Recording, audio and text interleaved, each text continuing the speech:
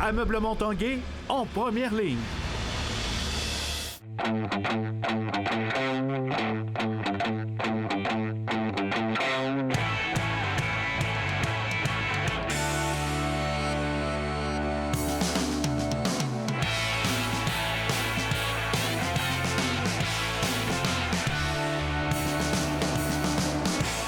À tous, un bon jeudi. Bienvenue à l'Esprit sportif. Dans l'émission aujourd'hui, on rencontre des partisans et des fans d'Alex Harvey qui ont toujours confiance en Alex, qui participe dans quelques heures à sa prochaine compétition du côté de Pyeongchang.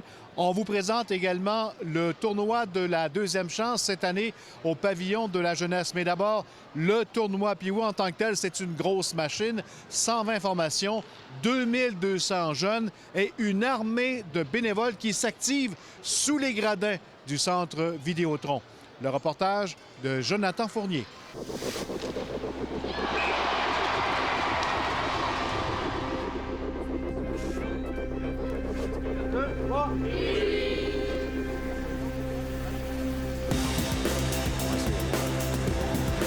When you play.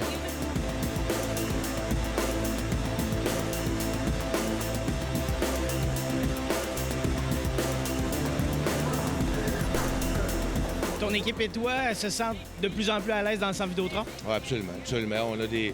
je me souviens des premiers meetings qu'on faisait parce qu'on se rencontre à tous les matins à 9 h en tant que tel avec les gens des différents départements du centre.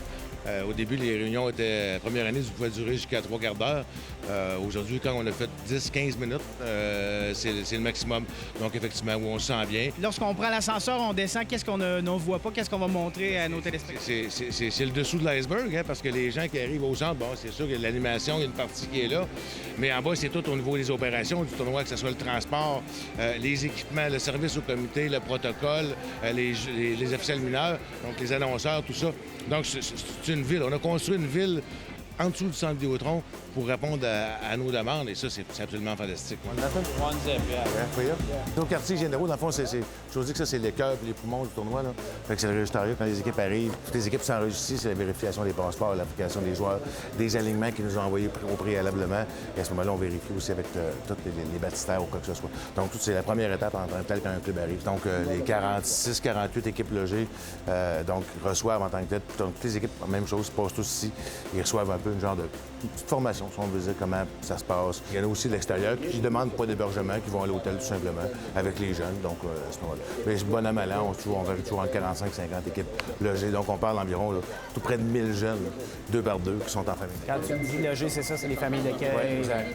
Mais c'est sûr que quand ils arrivent, c'est OK, contre qui on joue, parce qu'on on leur a envoyé à Cédule il y a peut-être un mois déjà. Donc, où on joue, contre qui on joue, on veut jouer contre les Suisses, on veut jouer contre les Français, on veut jouer contre les Suédois, peu importe. Oui, ils viennent pour le tournoi. Ils viennent pas juste pour 2-3 games. Il faut qu'ils en jouent plus aussi parce qu'ils sont quand même ici une période de 10, 11, 12 jours.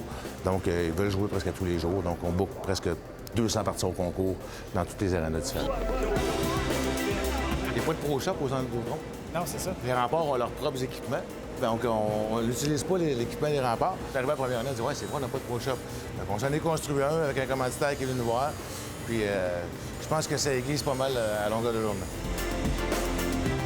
On parlait que les flots sont traités, là. Fait que les enfants arrivent, leurs poches sont déjà là. Et, Quasiment leur chandail. Presque avec leur nom en haut, si on était capable de le faire, on le ferait presque. Là. Mais effectivement, donc pour eux autres, ils arrivent au centre, c'est les parrains ou bien c'est l'autobus qui débarque à la porte. Donc on disait tantôt un peu NHL là, en tant que C'est comme ça pour toutes les équipes? C'est comme ça pour toutes les équipes du début. Faites-vous la même chose au pavillon? On fait la même chose au pavillon de Venise. Même chose. Attention, qu'est-ce que tu vas dire, toi?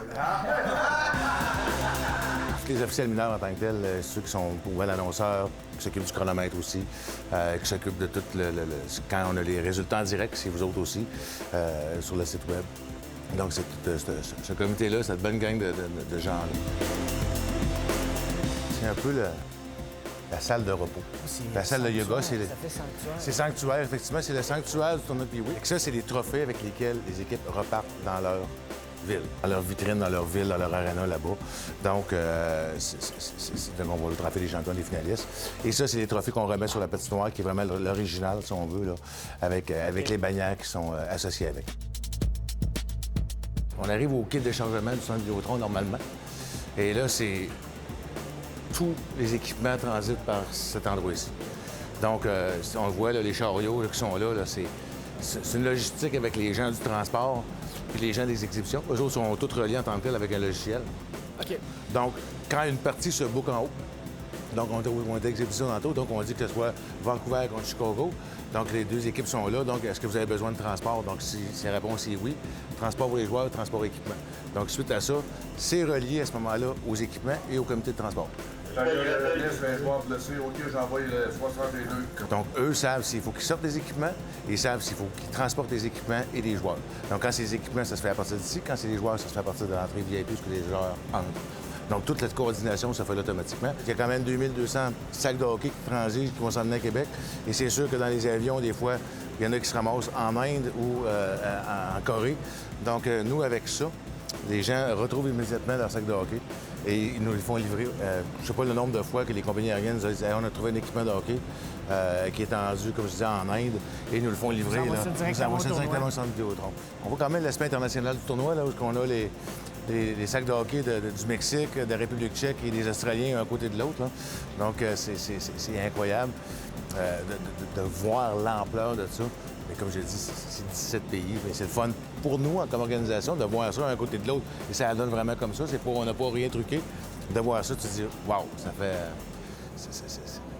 Ça fait un petit peu impressionnant. Ouais, c'est un petit vélo. Après la pause, le nouveau domicile du tournoi de la deuxième chance.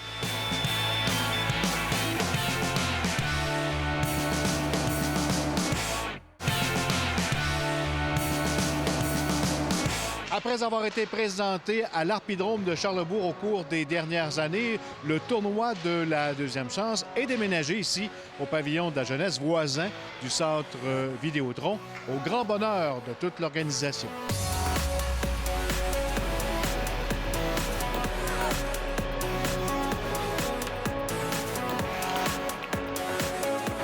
La question est simple. Comment vous trouvez ça de vous retrouver ici pour le tournoi de la seconde chance? C'est un changement radical. On s'ajuste, on aime ça, puis c'est le fun. C'est plus facile pour l'accès aux chambres. On a 4 chambres pareilles. C'est beaucoup plus facile pour les joueurs d'entrer. On n'a pas de circulation. Les gens, on a plus d'espace. Non, tous les bénévoles, ils aiment bien ça.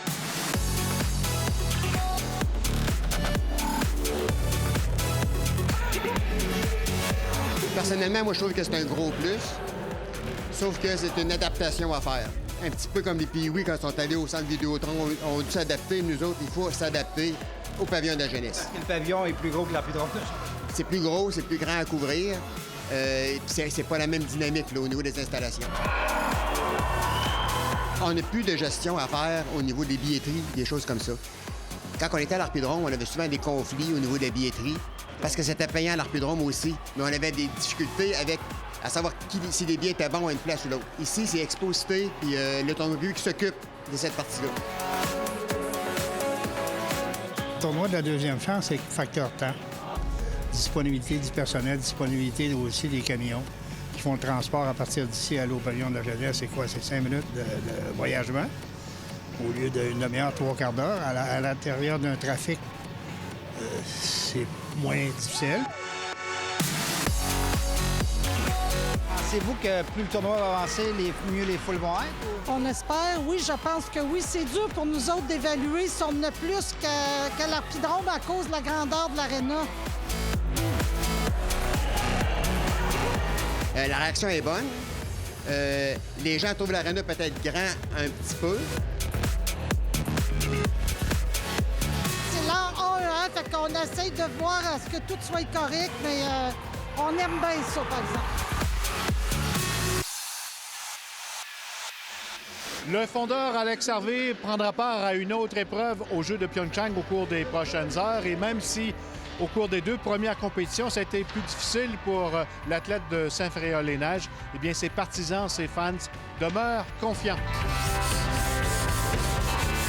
Au chalet Saint-Julien, tout le monde connaît Alex. Oui, on se connaît tous. Là. Vous le connaissez bien? Alex, il vit dans mon ancien chalet. Là. C'est tout, on est tous des bodés. Nathalie croit même savoir comment il se sent. Il est dans sa bulle. Il est juste dans sa bulle, puis il a vraiment hâte. Puis là, il est fâché de son 32e en qualif. Ses partisans sont loin de paniquer. Nous, on n'a pas tout. Au contraire, il s'est gardé des jambes pour plus tard. Moi, je suis satisfait de ce qu'il a fait. C'est comme que j'ai dit, il faut que ça soit tout en lien dans la même journée. Hein. Si tu te lèves mal, ben là, c'est just to go. Quand tu regardes les athlètes contre qui ils compétitionnent, il y a des jeunes là, qui poussent. Eux autres, ils ont plus faim probablement qu'Harvey. Alex Harvey est monté à 5 reprises sur des podiums lors de championnats du monde, dont 2 titres mondiaux. Une quinzaine de podiums en Coupe du monde, mais rien aux Olympiques. Blanchi à Vancouver, blanchi à Sochi. Mais attention, il n'en fait pas une obsession. Écoutez bien ce qu'il nous racontait le 1er novembre dernier, avant son départ pour l'Europe. Un titre de champion du monde équivaut à un titre de champion olympique en ski de fond. Moi, c'est mon gros objectif de carrière. Je m'entraîne vraiment pour ça depuis 4 ans. Mais ça ne serait pas la fin du monde si ça n'arrive pas là. Le fait demeure que les attentes sont élevées, alors qu'il y a encore 4 courses au programme d'Alex Harvey aux Jeux de Pyeongchang. Il peut finir dans le top 3. Je suis bien confiant qu'Alex qu'il va nous donner une médaille. J'ai aucun doute. Ben, moi, je pense que où il y a le plus de chances, c'est au 50. Oui, une médaille olympique qui compléterait la collection d'Alex Harvey. Stéphane Turcot, TVA Sport, à Saint-Ferréol-les-Neiges.